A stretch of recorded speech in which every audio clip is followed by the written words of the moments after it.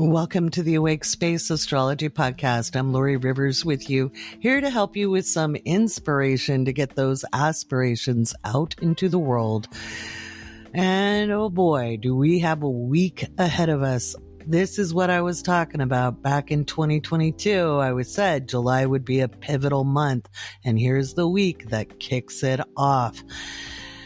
Because everything spills over in August, all right? It just does. And so we've got a lot of astrology to get through together. So in this episode, I'm going to talk about Mercury moving into Leo, Mars changing signs from Leo into Virgo, the moon squaring off with Pluto. All right. All on Monday. It is the Mondayest of Mondays. Be careful on your commutes. We'll talk about all of that. And then as the moon slides into Taurus late on Monday, it's trining off with Mars in Virgo, which is also trining off with the lunar node in Taurus, which is at 0, and some change degrees, like 009 tomorrow. Of minutes. And I use the mean node, which doesn't mean it's ornery and it picks on you or bullies you. It means it's a mean average. Okay. And a lot of astrologers are using what's called the true node, and inexperienced astrologers might choose that because of the name. Okay. And what the true node actually is in the exact calculation of the lunar node. And that sounds like, ooh, I should use that one. However, when we look at what the nodes actually are, and I'm going to talk about that in another segment of this podcast. So we're going to start with the Monday news because Monday's quite the day. We'll do patron shoutouts, and then we'll do the nodal information. I'll explain the mean and the true node and why I choose to use the mean. Okay. And why I've found it to be accurate. Now, you can still choose to use the true node. Just make sure you know why you're using it. All right.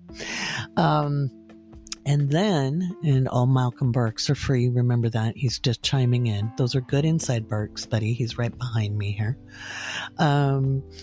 We will do some Q&A as well from patrons. If you're not a patron, you still have an opportunity to join us. Now, if you just want to support the podcast, we have a $1 tier that gets you into our Discord, and you get coffee with Lori at the end of the month, or it's an informal get together in the voice channel, and we just catch up, get to know one another, create community. But we have a lot of other tiers as well, where I do horoscope live streams, and you get the monthly outlook and what I expect to see in the headlines throughout the month, every lunation. That means when the signs are changing. There's a whole bunch of stuff there. So I want to encourage you to join the Patreon. It's a great community, and we're getting a lot of fun stuff going. I know it's summertime, but you still need to keep up to date because, again, we've got all of this setup happening in July as the temperatures boil over and the drama starts to build. I know. You're like, but wait, Mars left. It left Leo. Yeah, we're not done. Okay.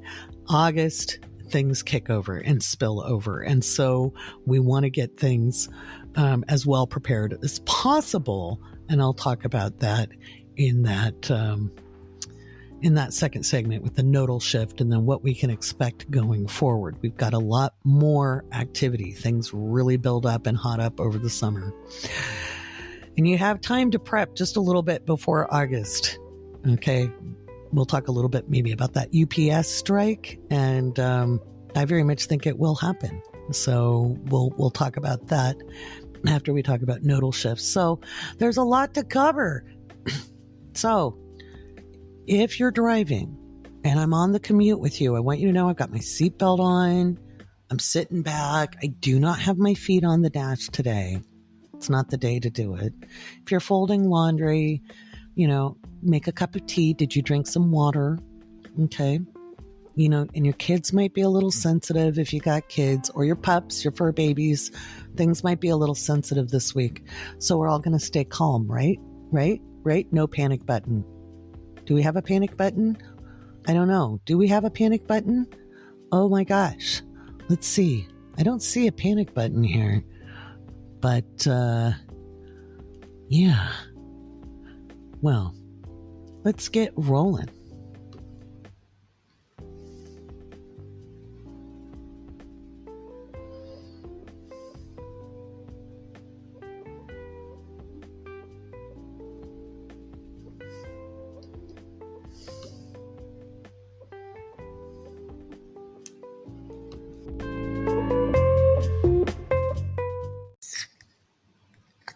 All right.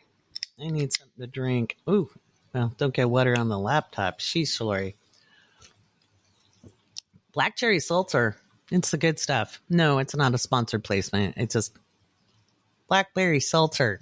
I'd like a sponsorship. Anyway, I'm just kidding with you. It's a Monday. It's a crazy Monday. Monday. Guys, welcome to the shit show that is called This Week. It really is volatile on Monday. We could have some breaking news that just starts the day. It could be arsons, fires, explosions, building collapses, gas leaks that blow up. I mean, it could be a lot. If you're on the East Coast and you're listening to me while you drive to work, and I'm probably just gone to bed after editing the podcast, hands on 10 and 2 and be paying attention. So let me pull up my show notes that I've got here. Monday is just a lot. There's so much astrology happening. We've got, let me look because I don't want to quote you the wrong dates. So, we've got Mars entering Virgo and Mercury opposing Pluto. This all happens, today, Monday, and then Mercury will enter Leo. Okay. So it's opposing Pluto. Mercury opposes Pluto in the morning, and then it slides into Leo around the time that Mars slides into Virgo. And that's some big bada boom and lots of loud voices. I think we'll see some internet drama, probably TikTok drama. We'll probably see more between Musk and Zuckerberg as they battle it out. You know, it's a cage match between the nerd boys and the, I don't know, the kids with the monopoly money. I haven't joined Threads. I don't know. Do you guys think I should join Threads? I'm not a big fan of Instagram, so I don't know. I haven't made up my mind. It's hard enough to keep up with everything. If you guys want me on Threads, I'll go there. I'll be woke astrologer though. That's my handle on Instagram that I don't post to very much. I'll get some podcast clips up on there, but and then on the 12th, we have the nodes switching from Taurus to Aries. Remember, nodes move backwards. And so a lot of people are telling you that the nodes don't switch signs until the 17th. And I'll talk about that a little later in the podcast as to why. We'll go through the mean and true nodes, what they mean, and why I use the mean node. I'm not saying everybody else is wrong. It's like, it can be like a huge, like if you go to an astrological conference, the first thing that can cause a fight is talking about house systems. The next one is which node you use. Okay. And so I'll give you my reasons why it has proved accurate for me. As you know, I stand on my accuracy. Sometimes I tell people to kiss my accuracy, but I'll explain why, right? I just don't want you to take my word for it. I'll give you my reasons. Okay. And so the sun remains in Cancer, guys. But we only have 2 moon phases this week. Remember that moon phases last about 3.5 days. So we're in the last quarter moon, which is a square between the moon and the sun. And it's a little crunchy. It starts out. So the moon phase starts out in a square. And that is the moon square the sun in Cancer. And of course, the sun is moving into opposition with Pluto, and then the moon will be square Pluto, of course, as you're listening to this. So expect some things. We could see infrastructure failures, etc. through that. It's gritty. And then we have the balsamic moon to round up the week from the 13th through the 16th. And the balsamic moon is a really powerful time. It's right before the new moon. And it used to be back in the day when I was into my woo-woo witchy phase, that was when you really wanted to run some good spells, because the balsamic moon used to be called the witch's moon. And it's right before the new moon, and there's a lot of power there. It's also a little crunchy emotionally because we kind of have to clear the deck before we set those intentions with the new moon. Remember, the new moon is for planting the seeds and the full moon is for the harvest or the revelation. So when people say you're manifesting, manifestation is the end product. Intention and then aligned action is what gets you to the manifestation. But, you know, who am I and what am I and how do I know this stuff? So let's talk about Monday. Monday morning is volatile. So I want you guys to be careful. Again, I think we might hear about some indictments or investigations. We already had some news drop late on Sunday in the evening about Clarence Thomas taking more gifts. Thomas is taking gifts. Some people call that bribery. Any other federal employee would be fired, but you know, they're special. Just saying. Thomas is going through a rough patch with transits. I've talked about that before. I think I talked about that in 2022. So we could hear more about that. That could be some of the big drama and some of the tea, but keep your eye out throughout the week on Marjorie Taylor Greene. She's going to get in more and more hot water as the summer into fall progresses because her Mars is in Cancer at 23 degrees. Now, Pluto's not going to go back over that Mars again, but it's going to get close enough for horseshoes and hand grenades. So I think Marjorie's actions are going to get her in a whole lot of trouble. And we may hear some more news stories. I have, since they voted her out, and I've said it all along, they're going to throw her under the bus. She's been cannon fodder this whole time. So is Boebert. And we'll see. I think she may have a little protection. We've heard some rumors about her. But that protection may also be in trouble. So in the form of Senator Cruz. So keep your eye out. We may hear about investigations. And as we go through July, we'll probably hear about more indictments, especially when it comes to Georgia. And then again, they haven't even started with January 6th. And all of this is going to roll out before the end of the year. It has to, right? Just from a political perspective, it has to. So we have that going on. But Monday's going to be really interesting. Now, on an individual level, what can it be? It can be a great day for you. Remember, the whole world can be falling apart and you can have the best day of your life. It depends on your individual astrology chart. And the only way to really understand that, especially if you haven't studied astrology, because if you've studied astrology, you know this. Okay. And I don't just mean you read a couple of books. If you're an actual astrologer, you know the whole world can fall apart and you can surf those energies and do just fine. Where it becomes a problem is for people who know enough to be dangerous, which is why I do all the teaching I do to help you do more than collect knowledge that scares the living bejesus out of you. And you synthesize that into understanding. And when you can understand things, you're not going to fear things as much. What we're fearing when you hear about these transits is not understanding how the energy actually works. So with that moon in Taurus late on Monday, it will be in a trine to the North Node, and the moon will be conjunct the North Node, trining Mars in Virgo. That's some good stuff on an individual level. That's some good stuff on the individual level. You could hit a home run. You could find your favorite food. You could meet somebody important or reconnect with somebody important. There could be some real magic with that transit in Monday evening. Okay. It's about 6 and some change Pacific. Okay. And that's 9 p.m. Eastern. So, I'm not telling you to answer the what you doing text. But if somebody does get a hold of you out of the past with a thoughtful message, you might want to respond to it and take advantage of the opportunity. But Tuesday is also volatile. Tuesday, The 11th is also volatile because the moon will be conjunct Uranus. And yes, go ahead and laugh. I know it's funny. You guys, you know how you are. Anyway, that's a shakeup. That's a shakeup, not necessarily personally, but again, maybe some surprise storms, and which we'll see a lot of stormy weather tomorrow. And that's throughout the globe. There's going to be weird weather patterns. We could see issues with harvests.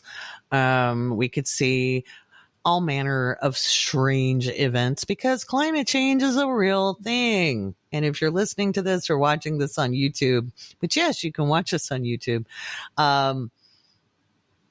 If you're denying climate change, I don't care how it started. Okay, that argument about whether it's a natural cycle or it's human cause. I mean, if you want to be a science denier, fine. The fact remains we have climate change. Okay, I don't care how it started. This is what we're dealing with. Can you tell I'm a Cancer? Can you tell? Can you tell?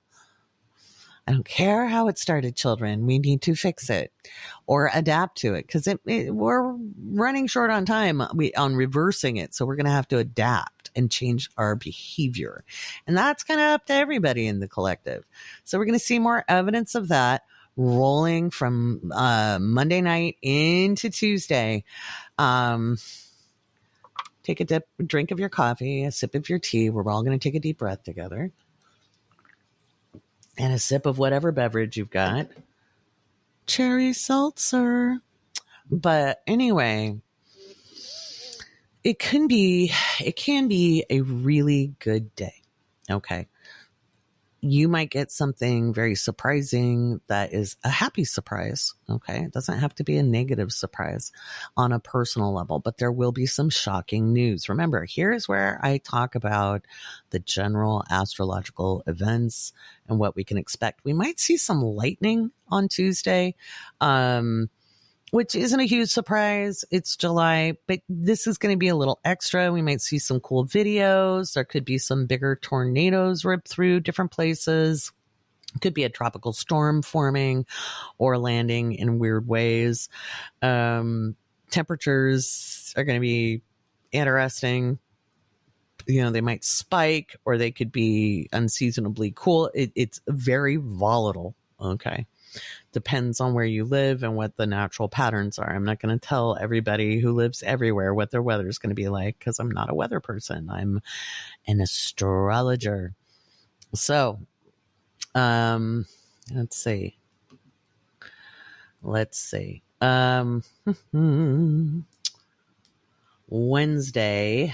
when the moon moves into Gemini, it's going to be a little feisty because it's in a square immediately with Mars. And so we could see some transportation issues. This might hit trucking. We might hear more about the UPS strike. Now, their deadline, and I'll talk about that right now, their deadline is August 1st. Now, I didn't know that, but I was asked on a video, like in the comments of one of my TikTok videos, and I was about to say, hey, I can't run charts for things I don't have dates for. But then I was like, let's just go Google it and see if there's a date for when they believe they might strike.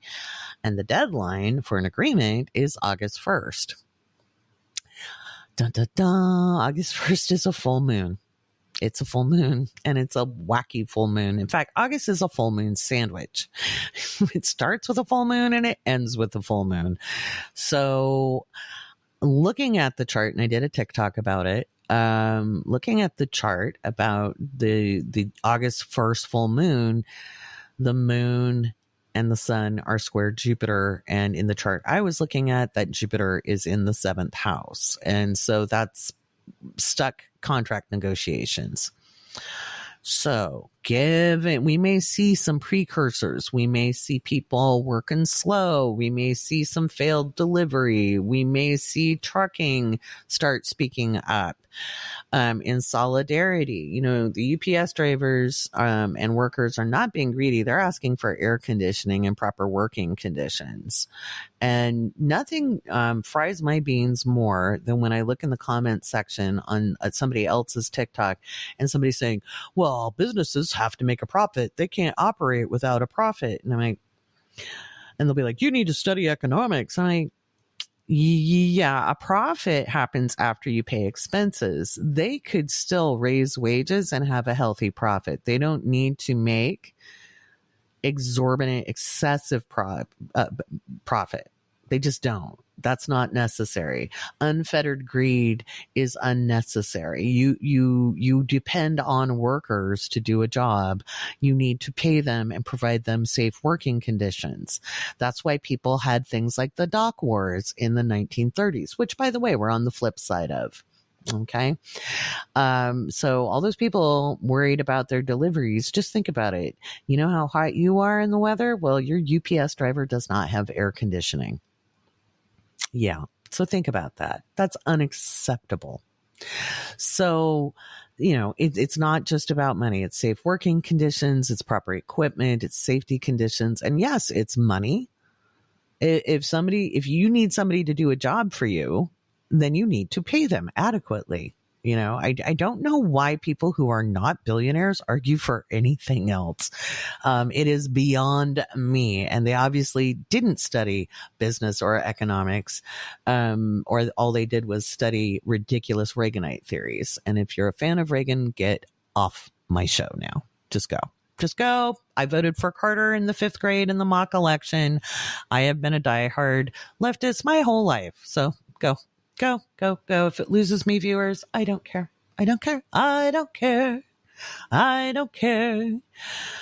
Oh, else I know I'm an opinionated woman, but Mercury is sliding into Leo and we can all opine.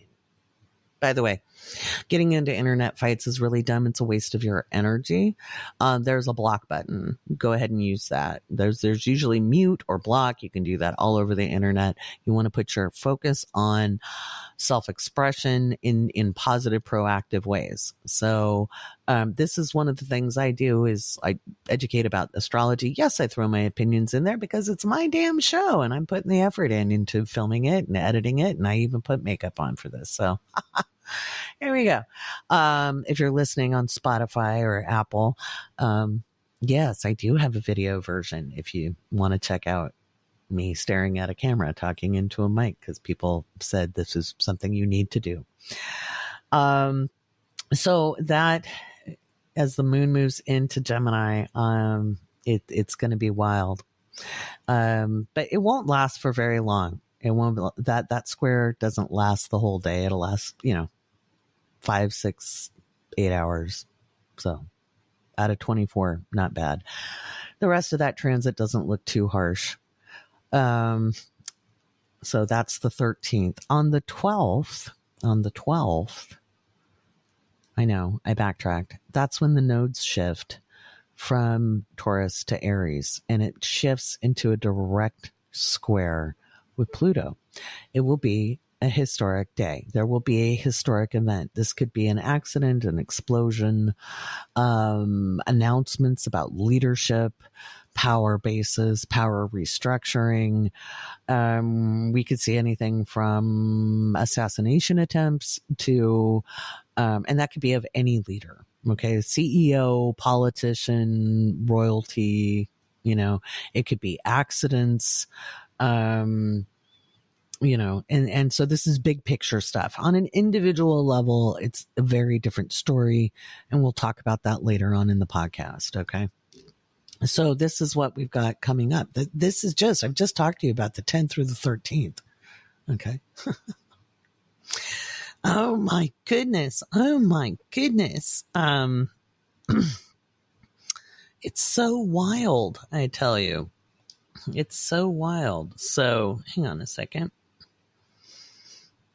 So the 10th through the 13th is Aries, is the moon in Aries, and then Taurus. All right. And then on the 13th, the moon moves into Gemini, squaring off with Mars. That's always contentious. It's at the 0 degree mark. So it's a little feisty. I mean, it might be at 2 degrees, still feisty. And it'll be something very precise, like whatever happens, whatever actions. It could be stabbings, it could be stabby, cut time, and it could be anywhere in the world. I'm not giving directions on this. And then the 15th through the 17th, we have the moon in Cancer. I'm a Cancerian. Okay. So I'm not dissing these signs as individual energy. Okay.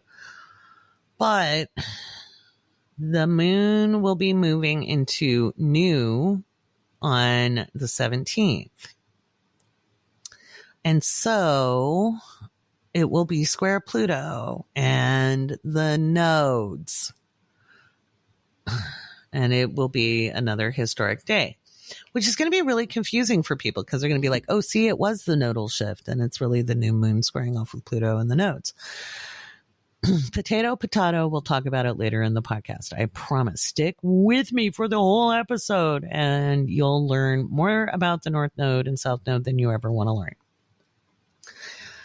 Especially on an individual level, because I'll cover that a little bit more. We'll do a little bit of the mundane, but we'll talk about why we focus on the nodes so much now when we really don't have to, but what it means on the mundane and what it means on the individual. So you want your cosmic surfboard and your remedies for the week. Stay hydrated. Take deep breaths. Do not look like a jerk in writing. Okay. Always keep yourself above the fray. Don't dive into outrage because let me tell you, the rage farming is going to be massive this week. Support the things you want to see more of in the world. That's always a suggestion I like to make because the more you put your attention on what you don't want, the more you're going to see it. Okay. But support the people doing what you want to see in the world. And that could most importantly be yourself. Support yourself. And you can support yourself by, taking care to eat. Don't forget to eat good food. I'm not saying you have to go eat tofu. In fact, if I eat tofu, I get sick. I'm allergic to it. But, drink enough water. Don't drink too much coffee without eating because you know what that does to your adrenals. Okay. Step away from arguments that are unnecessary. Okay. You cannot change people's minds. If somebody's irrational, do you really think arguing with them is going to get them to agree? You might feel justified, but it's not going to make anything any different. They're not going to change your mind. You're just going to get into a fight and then you're expending energy you can use on things that matter to you.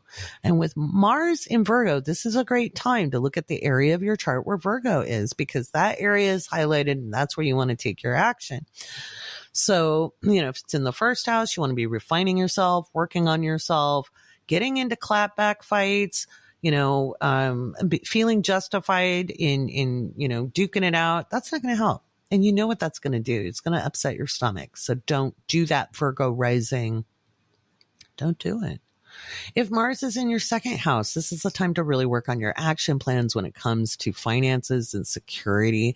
Whether you want to start a business or a not-for-profit or something, this is the time to start doing some investigative work, do some research, get into that. Mars is in your third house. When it's in Virgo, you want to work on also, learning plans, communication plans. Maybe you need a new car, a new set of wheels or new communication devices. It's time to set up your communications plan. And most importantly, how you talk to yourself and about yourself. Stop being self-depreciating. I know you don't like all the, as much attention really, but, it's kind of important. Kind of important there to maybe look at how you're being precise with language. Okay. Precise with language and, maybe put some honey in there. Okay. If you've got Mars moving through the fourth house, you might be looking at moving or renovating or redecorating. You've got impeccable taste when it comes to that. If things have been bugging you, it's time to kind of reshape the home life. You might be just focused on family as well. If Mars in Virgo is moving through your fifth house, then you want to be paying attention to your creative self-expression. Why would you waste it fighting internet trolls when you can paint a masterpiece, write a song, go dancing? A lot of visual artists and graphic artists have Virgo fifth houses, or are experts at their hobbies. So why would you waste your energy doing anything else than really working on things that matter to you, that you really love, that bring you joy, that ignite your passion. Have fun with that. Might be fun dating as well if you're still dating. Sixth house. If Virgo is in your sixth house, you're really looking at that daily routine. You want to maximize this energy to really work your schedule in a way that works for you and doesn't stretch you. If you've been overstretched or been up in your head, this is the time to get your systems in place. Maybe you need to get some more help in. Virgo rules the sixth house or governs the sixth house. And little talked about it, rules employees. Okay. So having all the help you need, all the people who can assist you if you own a business or run a contracting business, something like that, that's time to get those in line. And then if Mars is moving through that seventh house of yours, if you've got Virgo on the seventh house and Mars is there at 0 degrees, you want to start focusing on partnerships, agreements, contracts. It doesn't always mean marriage, right? We have lots of different kinds of partners. They could be platonic best friends, business partners, business agreements, clients. And so it's a good time to get out there. And if you are somebody who's like a consultant or a solopreneur and you do client work, this is a great time to get out there and build your client base. Let's see, you'll probably be busy on client projects as well. If Virgo is in your eighth house, this is a good time to look at how you're going to be investing. And that could be time and energy as well as finances. You might be dealing with issues of inheritance, but probably not. You might be looking at taxes, maybe not.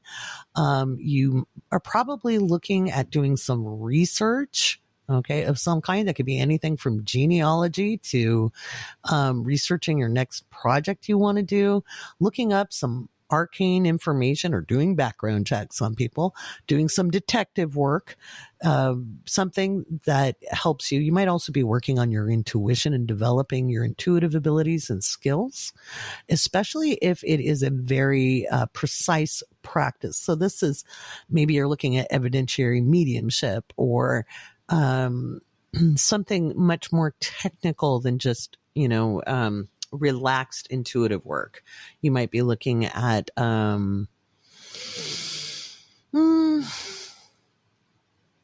maybe working with crystals or flower essences or some kind of healing modality as well, maybe some herbalism.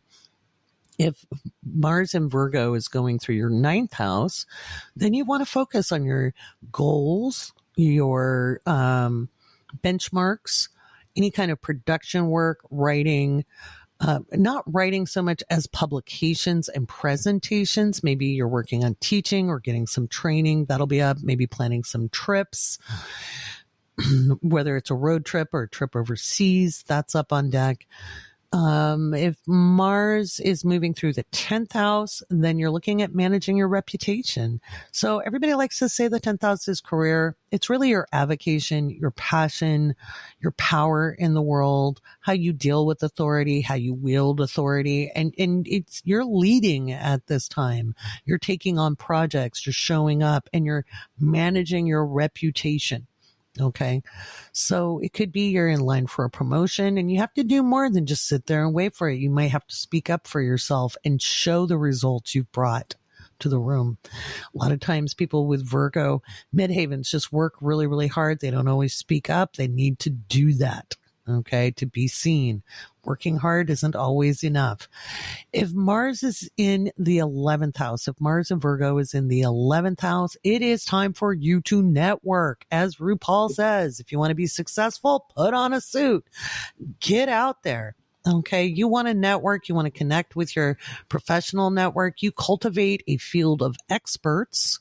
Okay. So you know people who are really, really good at what they do. And you'll be like, I don't have a lot of friends. Yeah, because you're selective. You'll say, I'm picky. And I'm going to say you're selective because you've cultivated really good people. They probably have great ethics. They're probably very good at what they do.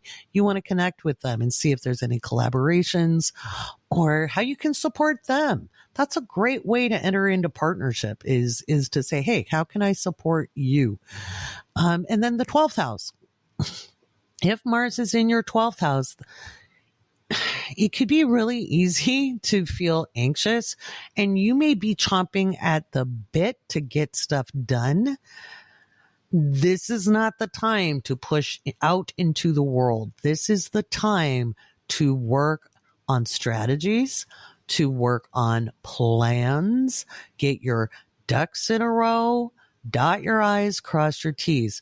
If you're running a little high on the anxiety, you want to create some meditation time.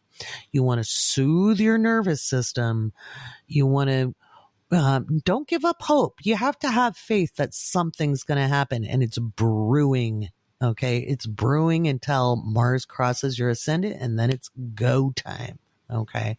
So don't be an Eeyore if Mars is moving through your 12th house right now. Do not be an Eeyore.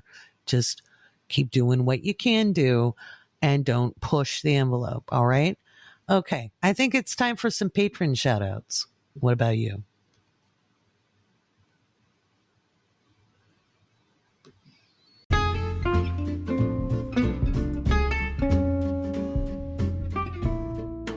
Black Cherry Seltzer. All right, it's time for some patron shout outs. Those are the real sponsors of this podcast. Big thanks to everybody who has joined the Patreon. Thank you for putting up with me through June, where I got knocked on my hiney. I had a stupid cold. It was not COVID. We tested. But it was strenuous. So I took the cue from the universe as Jupiter was sitting on my Saturn in the 6th house and said, sit your butt down. But I did learn some new tools. And if you've seen those cool clips of the podcast on TikTok, and I think I put one up on Instagram, I'll be better, I promise. Plus, I think I'm going to get some help on my social media, which is what I've desperately needed for quite some time. Let me grab our patrons and do the shout outs. Remember, without you, there is no me. So you have my eternal gratitude. Okay. As we say on TikTok, big love to you and finger hearts.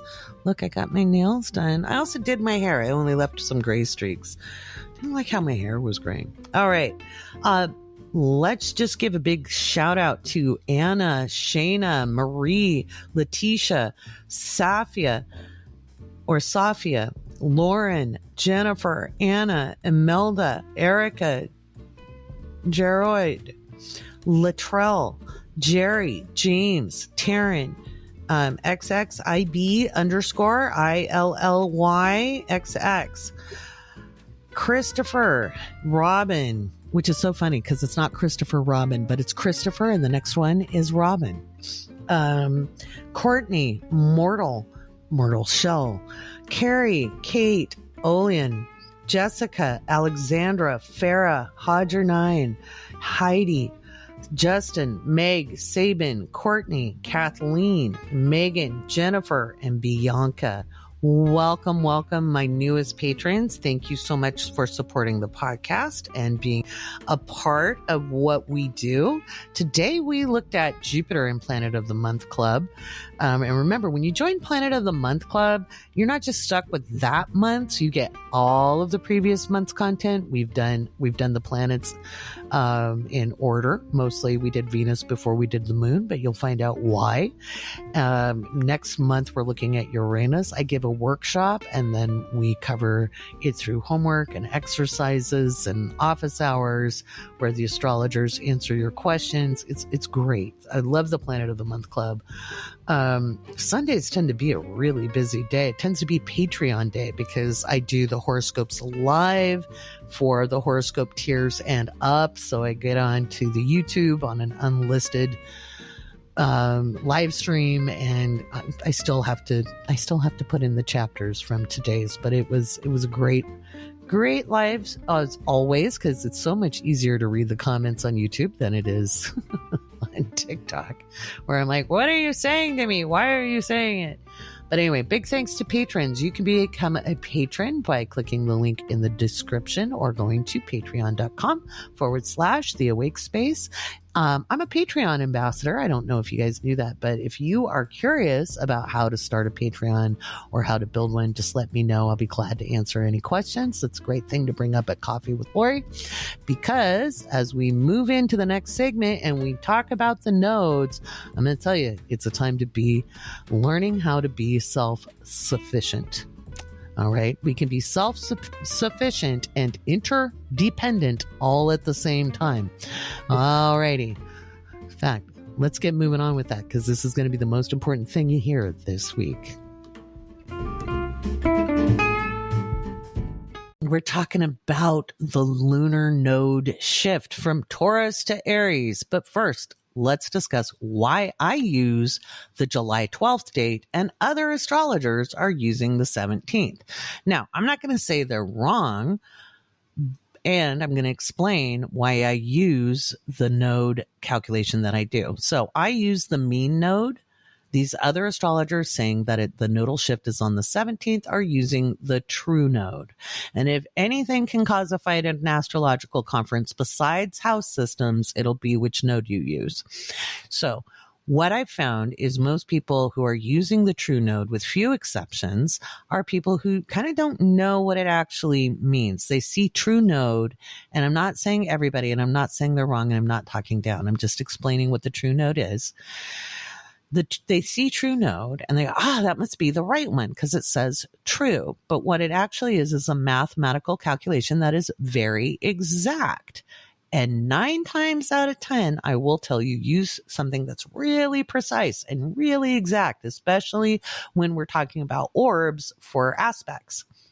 But in the case of the lunar nodes, I use the mean node. And that doesn't mean it's a bully and it goes around picking on other placements. It is an average calculation. So you're taking all the wibbles and wobbles and you're making an average, a mathematical average. Why am I going with an average instead of an exact calculation? Because the nodes are about a human perception of events or internal processes, happenings. And humans create and shape their reality through their perceptions. That's why I use the mean average. Okay. That's why I use the mean node. And in many years of astrological practice and playing around with both, I've found the mean node to be more accurate for both individual events as well as mundane events. So some astrologers may just prefer to use the true node because they've practiced with it and it works for them. This year, it's going to be really interesting because I'm going to hear, oh, Lori, there were historic events on the 17th. Yeah, because we have a new moon. We do. We have a new moon. But that does not mean it was because of the true node. Okay. So we're going to have historic events on the 12th and people are going to be like, oh, that might be this thing or that thing. It's really going to be the mean node square Pluto. Okay. But that's from my perspective. If you're new at astrology or you're learning, play around with it. Figure it out for yourself. You know, a lot of what we do as astrologers is research. We don't just sit and make assumptions or work on things because somebody told us so. Okay. If you want to be a good astrologer, you have to actively practice. You have to actively observe.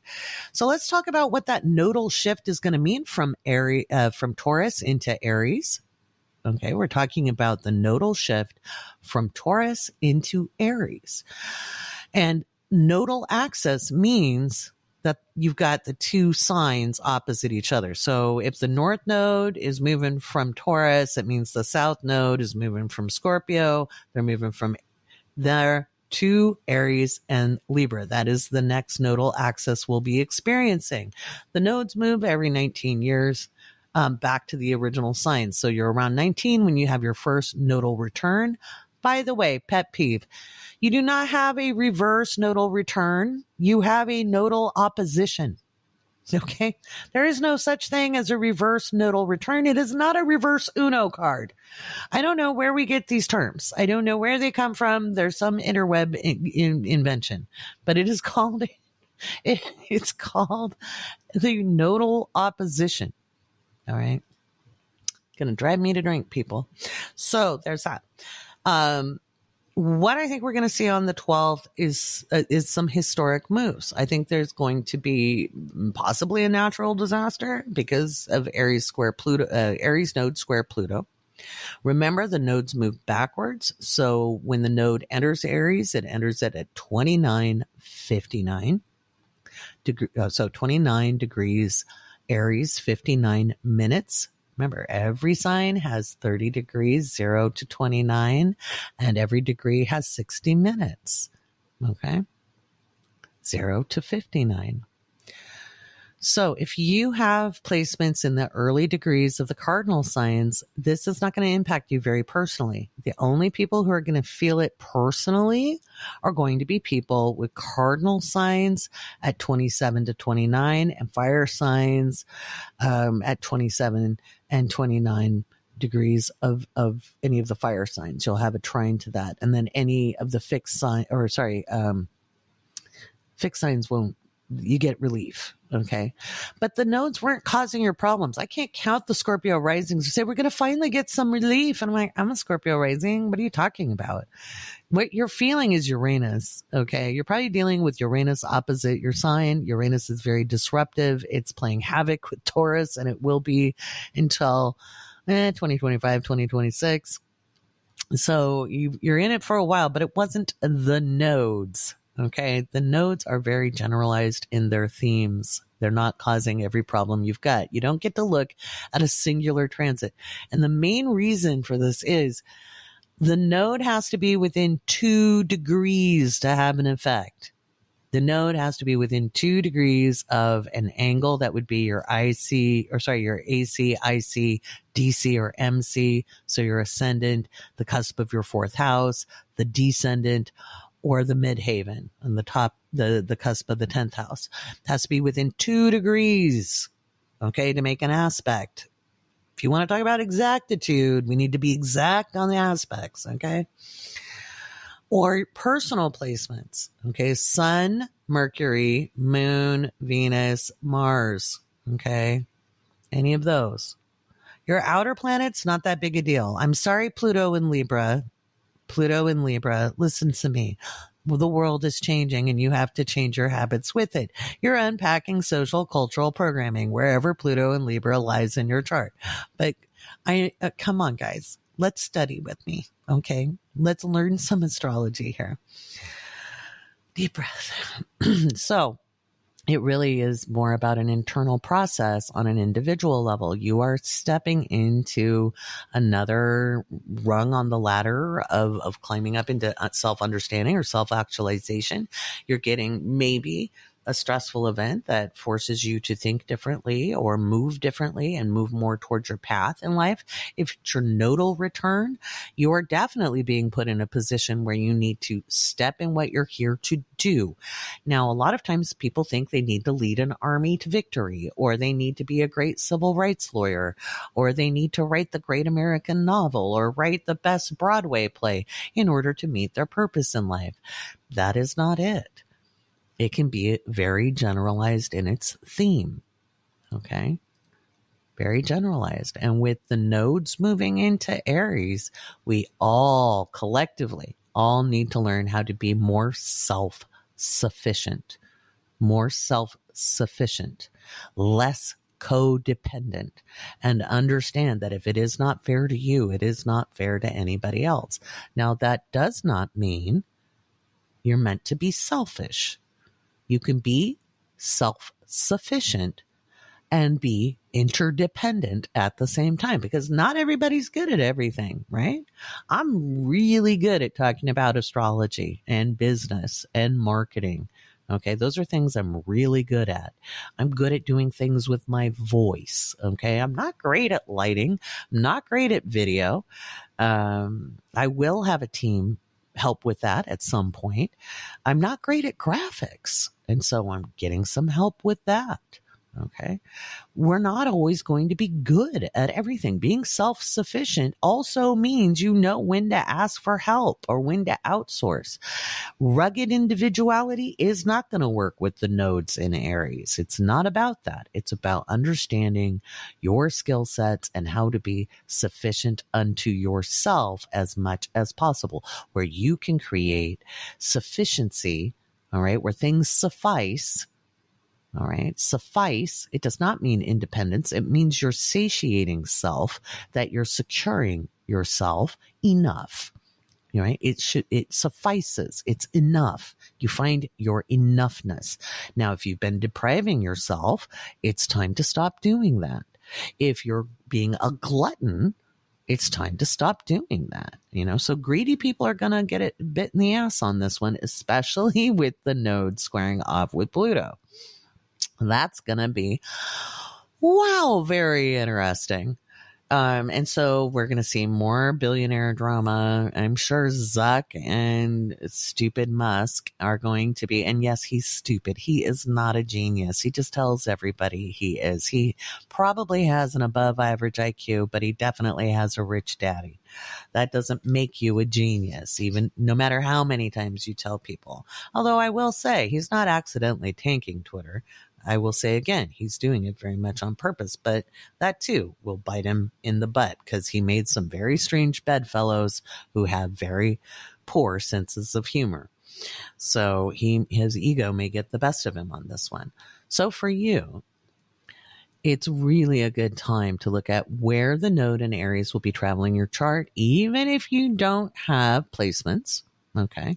Even if you don't have placements being impacted by it, because it's going to activate that area of life. And this is where we have a limited amount of fate and destiny, a little bit of fate and destiny happening, or it'll feel that way. Remember, fate and destiny are actually perceptual. It feels that way to us when things happen. Is it a coinky dink? Is it and that's an old way of saying coincidence. Is it a coincidence? Is it a sign from the universe? Does it matter if it feels important and you take the next step forward into self-actualization, which is another thing we'll be working on? The last time the nodes were in the Aries Libra axis was late 2004 through early 2006.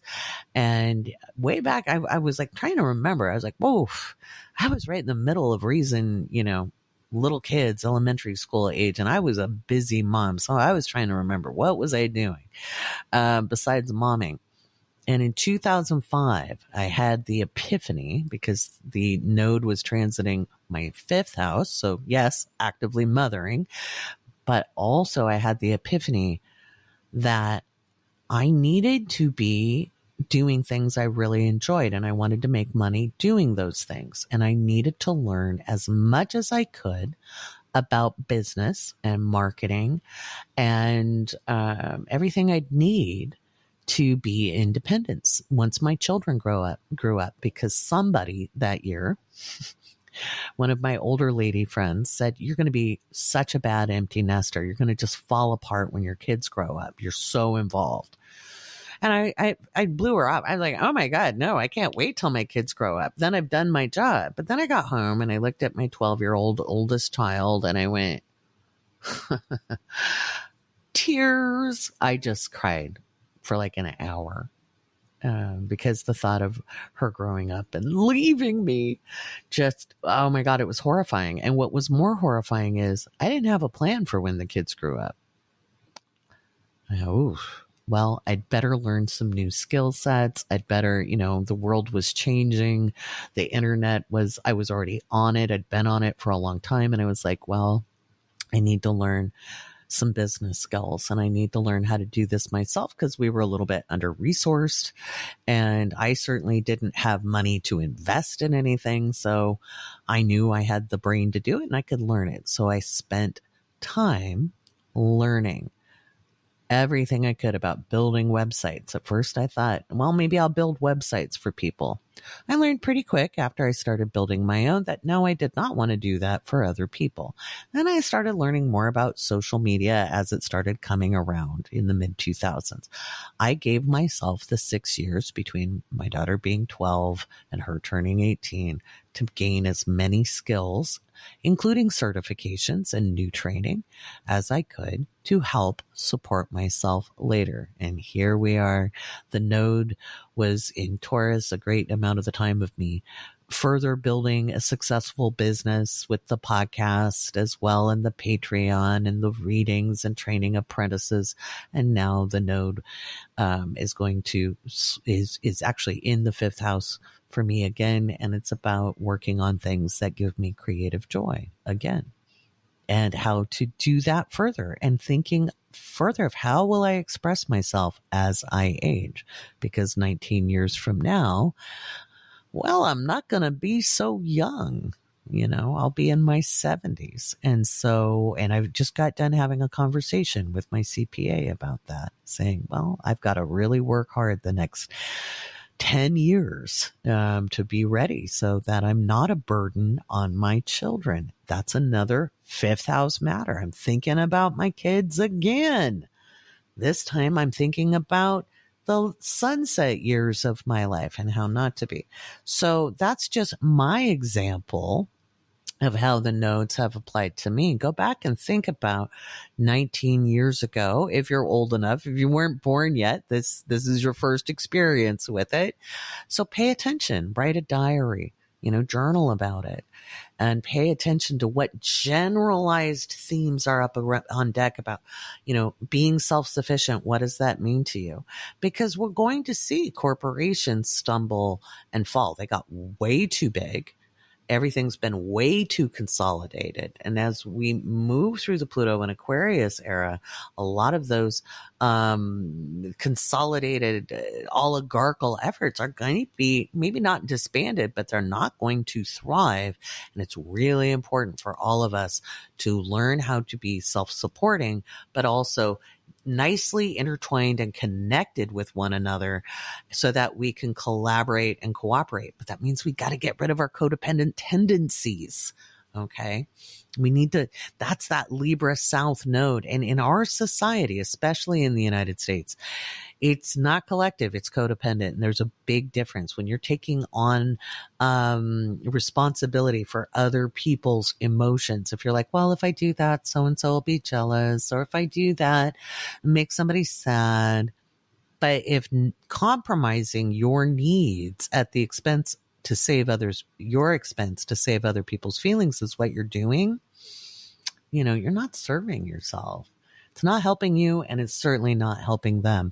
We all have to grow up a whole lot and be responsible for our own emotional responsiveness or reactivity, and be accountable to ourselves, right? So that when we are collaborating with other, when we do join into partnership with other, we're accountable, we're able to communicate, and we're able to form good alliances, because Libra is about alliances. Okay. And so past alliances might show up. People that you've worked well with in the past might show up. Past partners might show up. Somebody asked me, will we see more divorces? And I saw that when the North Node was in Libra. I actually did see a lot of divorces because that South Node in Aries was showing people where they'd overcompromised themselves. Okay. But this time I think we may see people kind of working on their independence. Now divorces might go up, but I think we already saw that wave post-pandemic. It may be that people are forming different kinds of relationships. But the most important thing you can do with the node in Aries is learn how to self-actualize, which is a process that never ends, and how to be self-sufficient. And part of self-sufficiency really is knowing when to ask for help. Years ago, and I mean like 2002, I was a family support advocate for a county program in Washington State. And that meant I worked for the county at a school, in a school district in the county. And I was at a team meeting at my boss's house because that's how we rolled. It was a small county. And I was talking about starting some self-sufficiency programs where people either learned how to garden or how to cook for themselves and make nutritious meals that were tasty. Okay. I wasn't telling people they had to eat bland, food that they didn't like. It's just a lot of our clients had nutrition issues. And I wasn't going to tell them how to live. I was just going to give it. They didn't want to do it. They didn't have to do it. But if they wanted to learn how to cook or have a kids cooking class, so, because parents had to commute so far off the island that the kids were kind of eating stuff that wasn't healthy. So if they could learn safely how to cook, that might help a little bit and give them some skills. Nothing wrong with middle school kids cooking, safely. Or high school kids cooking instead of eating, Hot Pockets every day. My kids ate Hot Pockets, but not every day, right? And they all learned to cook from a fairly young age appropriately. And I was trying to see if we could do that because a lot of times people got food from the food bank and didn't know what to do with it if they got a package of dried beans or rice or whatever. And I was like, hey, we can teach them how to cook.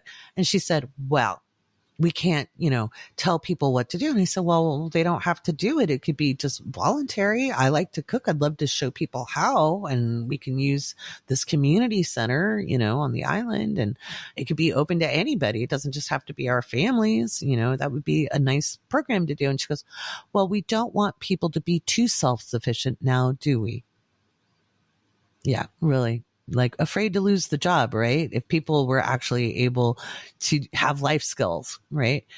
And I looked at her and I said, I don't know what your definition of self-sufficiency is, but mine is that when you need help, you know how to ask for it. It's an important life skill, is to know when to ask for help. But I don't see how cooking for yourself would preclude asking for help, especially if you needed the groceries to cook with. And I quit that day.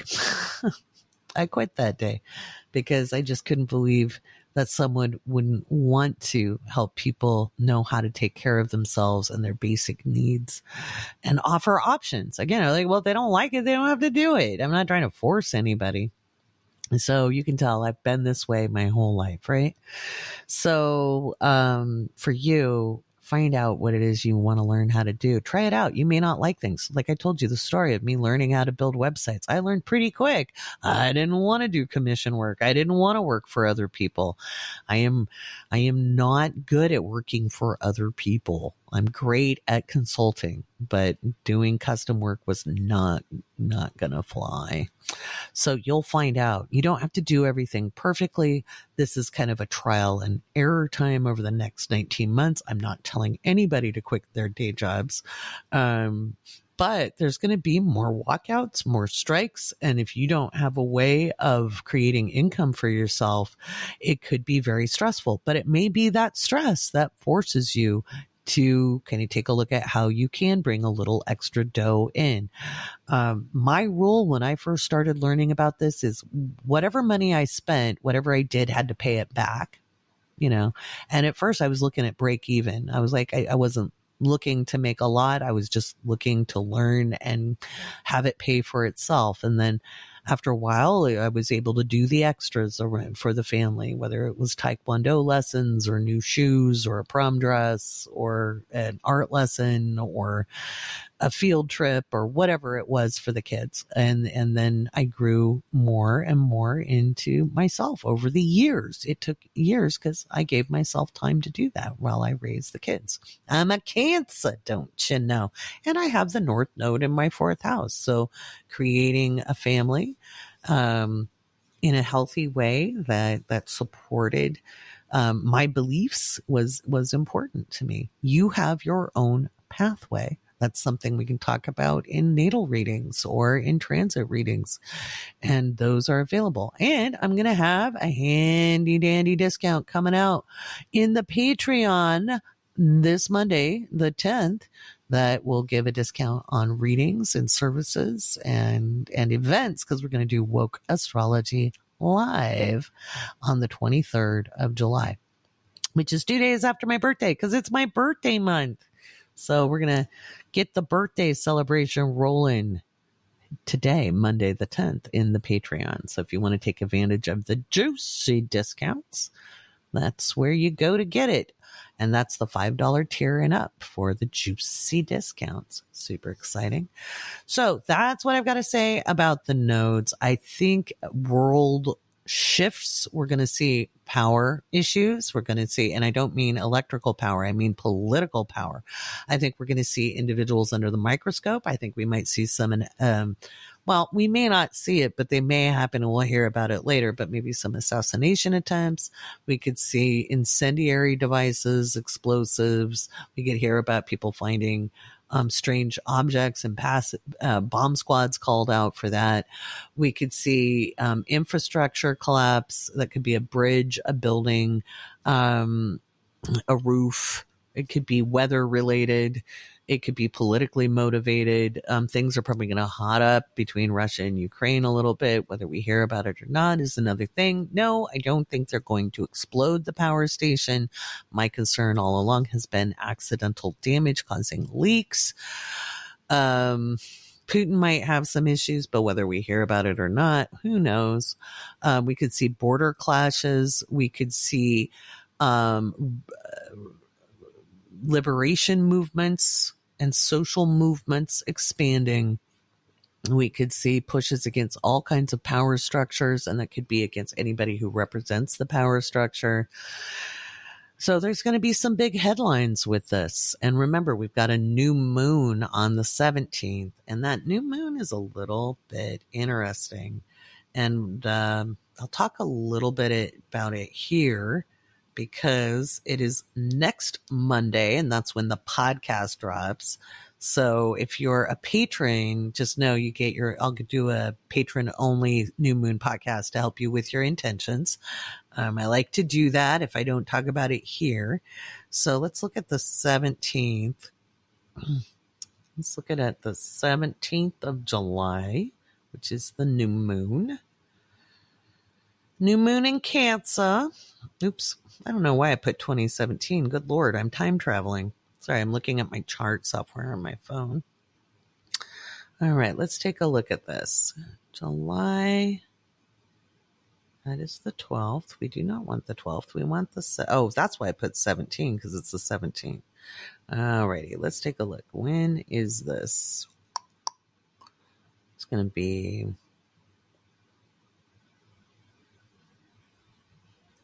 Looks like it's close to lunchtime, my time. Yeah, so it's probably about 12:30 p.m. Let's take a look as I calculate this, because that matters. The time matters there.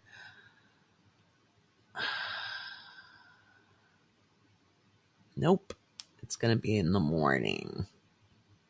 I had it calculated at one point, but no, would I be prepared for my own podcast? Think again, duckies. I think I already did this. I bet I already have this chart drawn up. Let's see, 11:20 a.m. Yep, 24 degrees, 55 minutes of Cancer is the new moon. And we've got the node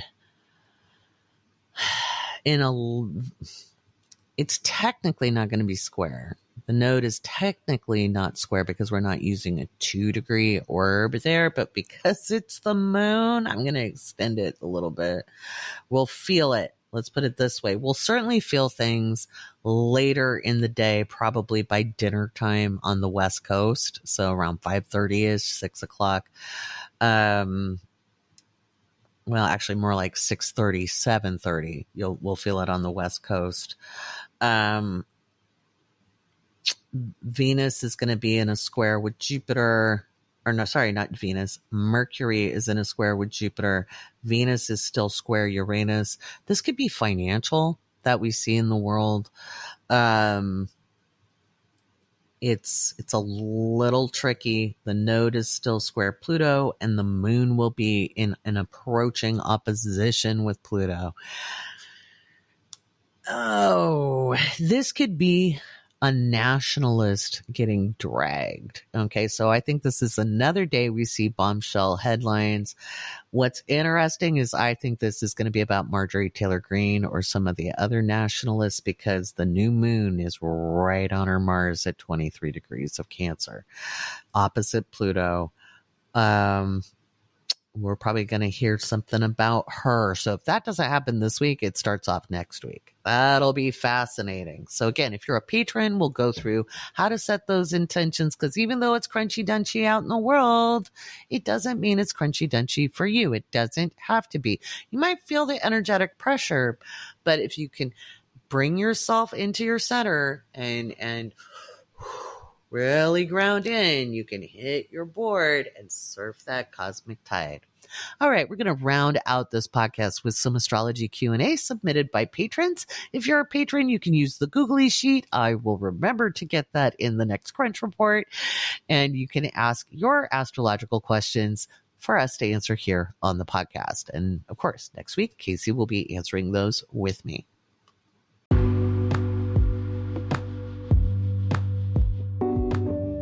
All right, it's time for some astrology Q&A, and this time we're answering a question from Amanda, who asks, let me grab this.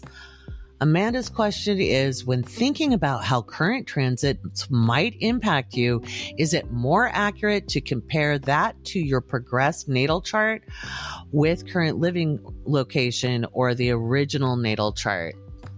Well, Amanda, that is a very complex situation. So it depends on how old you are.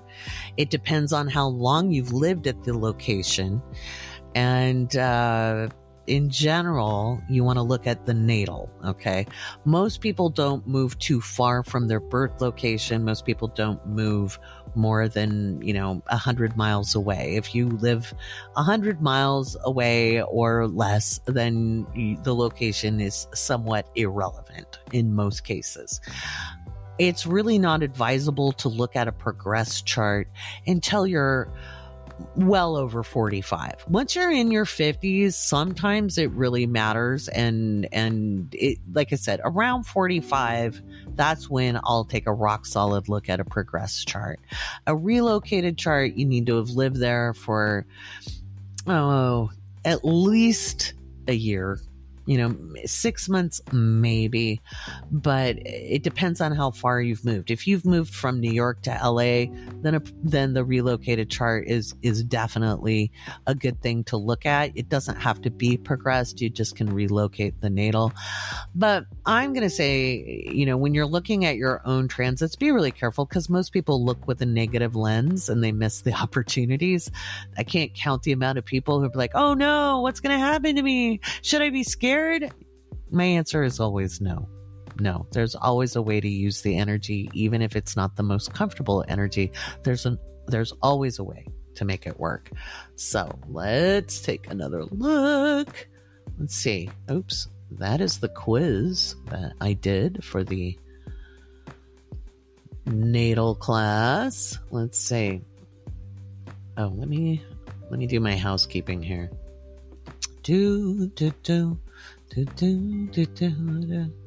All right.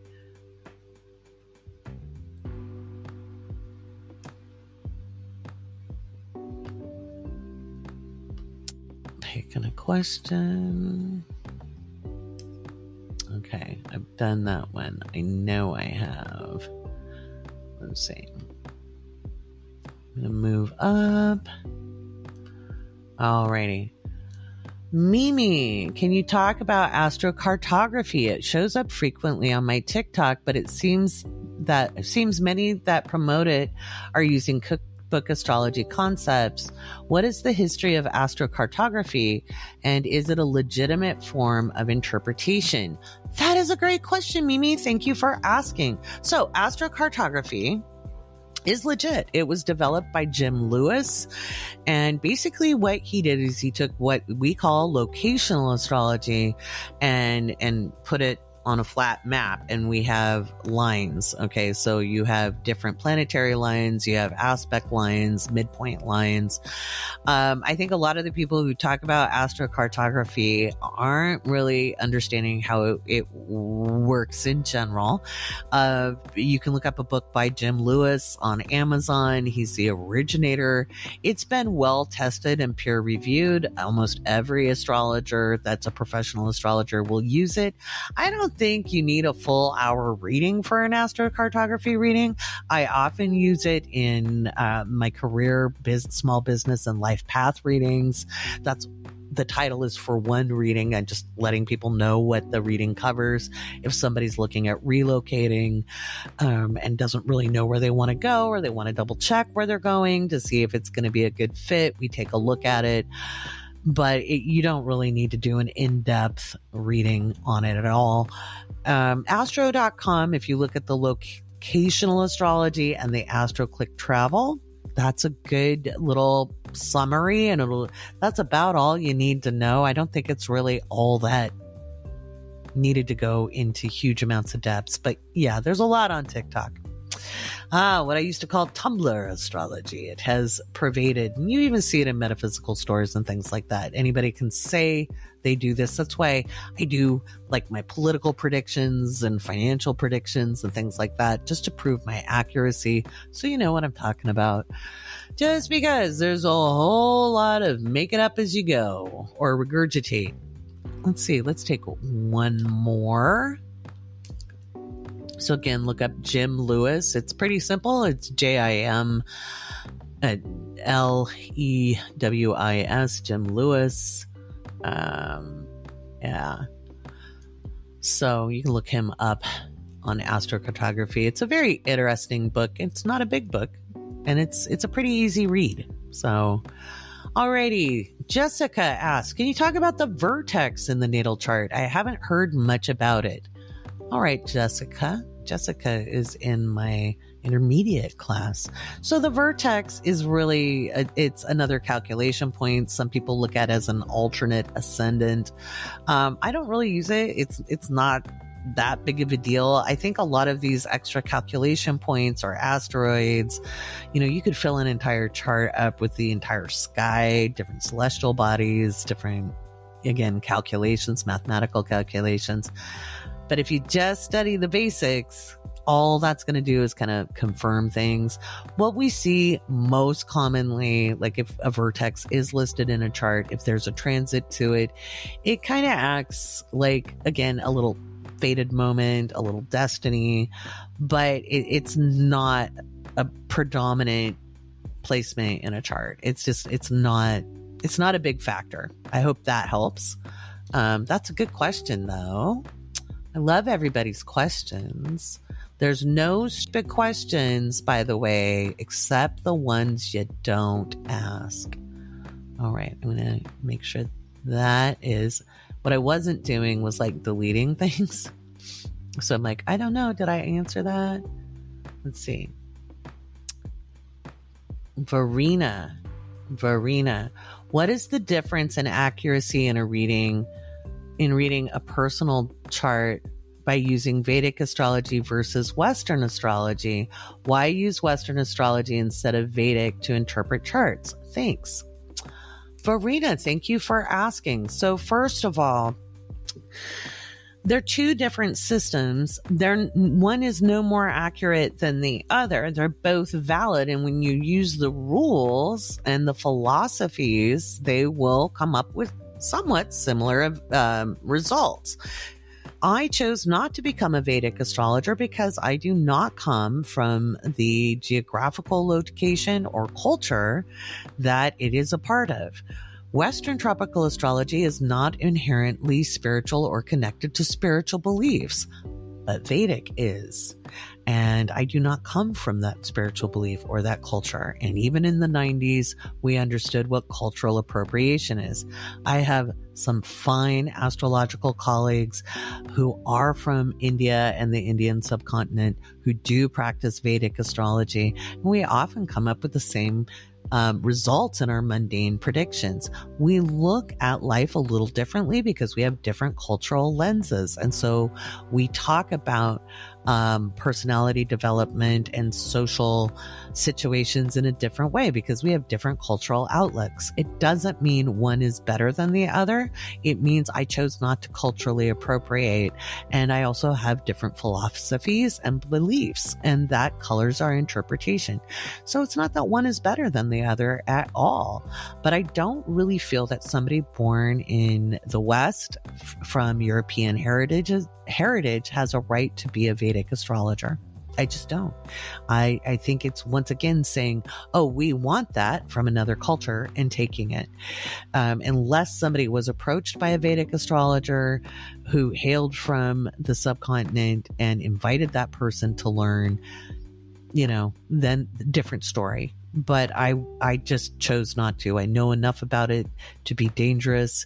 And, so I don't use it. That's not what I do. I choose to use Western tropical astrology because it comes from the culture from which I hail. That was a really good question, though. I think it's really important we don't get into the who's more accurate game when it comes to different systems of astrology. We can fight all we want within our own system about technique, but I will always give it a deep and abiding respect to Vedic astrologers who are actual Vedic astrologers.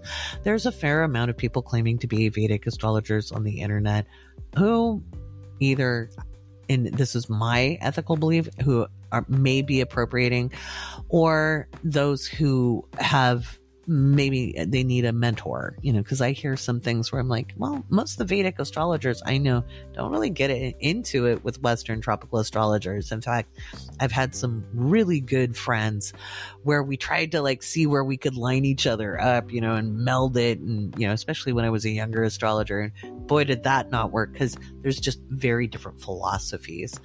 But I have a lot of fun with a fellow astrologer who happens to be in India, where we'll match up our mundane predictions and we'll be like, oh, wow, you're coming up with the same thing. All right. So, yeah, that's why. It isn't because I don't respect it. In fact, the reason I didn't do it is because I very much do respect both the culture, the spiritual underpinnings of Vedic astrology. And I know that there's no way I could get to the depths because I wasn't raised in the culture. I don't have an inherent understanding of the philosophy. I'd always just be skimming the surface. So that's why. Good question. All right, we'll do one more. You guys' questions are so good every time. What a great question. Alrighty. So, Jenny L. Let's see. Okay, so I don't think these are intercepted houses because they don't take up an entire sign, but I do have a large 6th house that starts with Venus in Libra at 1 degree, or sorry. Okay, I have Venus in Libra at 11 degrees 37 and 1 degree Libra 11 minutes 37 seconds, and has Mars 3 degrees Libra 1 degree 32 seconds. The moon is at 14 and Pluto is at 14, and the only thing in my 12th house of Aries is empty until it reaches your Chiron at 9 Taurus. I don't understand the question. I have watched several of your videos. I love your cheat sheet. I watched the intercepted houses. I have only looked at whole signs before watching your content. All right. What would a large and basically empty 12th house indicate? Does the Chiron in the 12th hold significance since it is an asteroid? And how does that play with my 6th house? I know they're doing something with each other, but not sure what. Okay, so, all right, Jenny. That was a lot of question. So the size of a house just shows an emphasis. So that means you have a large 6th, 12th house axis. The signs are polar opposites. Okay. So they're not intercepted because they start with one sign and end with the other. The Chiron is overemphasized in my opinion because it is an asteroid. We discovered it in 1977. You've got my astro guide on that. But it may be that you have to learn how to trust your intuition more, trust your connection with source more in order to find your healing path. And having a lot of planets in the 6th house, which governs work, health, and service, self-care, our daily routine, means you need to, it's just, that's a big part of your life. A big part of your life is your daily routine and needing to strike a balance somehow. You have to remember, Libra isn't ever balanced. It's always striking the balance. And so there's just an emphasis on your work life and your health, and your work life influences your health. You'll know when you're kind of disconnecting from your source, spirit, soul, self, when your back starts to hurt. That would be my guess with the Chiron going on there. Or maybe you get sore throats, and that's a time that you need to do some more self-care. You might overgive in service to others, and if it's out of balance, you're going to feel it. That would be my answer to that. That's a better question to ask at Coffee with Lori than it is on the podcast, but I'm glad you asked it. Alrighty. Let's see. We're at 14. Let's see if I can find a quick one. I always say questions are like addicting for me. So I'm like, once I start answering them, you guys know in class, I think that's why people stay quiet. Like if we answer the question, yeah. So, we've got Jen asking, since the nodes are changing signs to Aries, Libra, what does it mean for charts that have no planets in either sign? Well, that's the best question to end this podcast episode. It activates the house, so that house may be just activated. You find opportunity there. You might start learning something. So like when I talked about when I had the nodal transit to my 5th house Aries, it's empty of any major placements. And it started me thinking about how I wanted to express myself and what it meant for me as a mom if my children were becoming independent. So, look at the house where Aries is and its opposite, which is Libra, and see what's up on deck with that. And pay attention. You'll find out. There'll be interesting things. It's light energy. It's never like, Darth Vader showing up. It's like, Luke, I am your father. It's not like that. I wonder, it was my friend Martha saying, you're going to be the worst empty nester in the world. And I'm like, no, I'm not. And I got home. I started thinking about it. I started crying. I'm like, I better do something about this. It can be things like that. We always think these spiritual signs need to be grand and grandiose because we were taught that through organized religion that had a lot of grandiose ceremony because it made you go, oh, that's important. But some of the most important things, and any spiritual practitioner will tell you this, they can be really subtle. They can be really subtle. It could be just a gray rock on the path. It could be the most powerful rock you ever use instead of buying the moldavite or whatever, but just finding a little bit of basalt on the path in the gravel could be the thing that really helps you ground. It could be hearing a song that gives you an idea to do something, or listening to my podcast and you might go, I wonder if I should read that book by Jim Lewis, or going and looking up and studying something on your own, or deciding, I think I do want to do more self-care. It's going to be, I wonder, or maybe I should call this person, or you get a text in from an old friend. It could be any of that starts the ball rolling in a process, and you just want to know what the houses mean. And you can do that by using Astro Guide Volume 1, Issue 1, written by me. And if you're a patron, it's linked up in every single Crunch Report. That's where I link up all of your perks. They should also be linked up in the welcome message, but I'm not sure about that. I'll have to go check. But yeah. And if you don't want that, you can find them through my snip feed link. All right. Or on wokeastrology.com in the store. They're all there. All right. I think I've talked long enough because I got to go edit this thing. All right. Did we find our parking? Are we perfectly parked? Exactly where? Did you get the right amount of shade? Are you close enough? Okay. Did you make it to work already and we're doing paperwork? Was that what we were doing? Did I keep you busy doing mundane tasks? I certainly hope so. And if we got the laundry folded and put away, hallelujah. You want to come over and help me with mine? All right. Much love.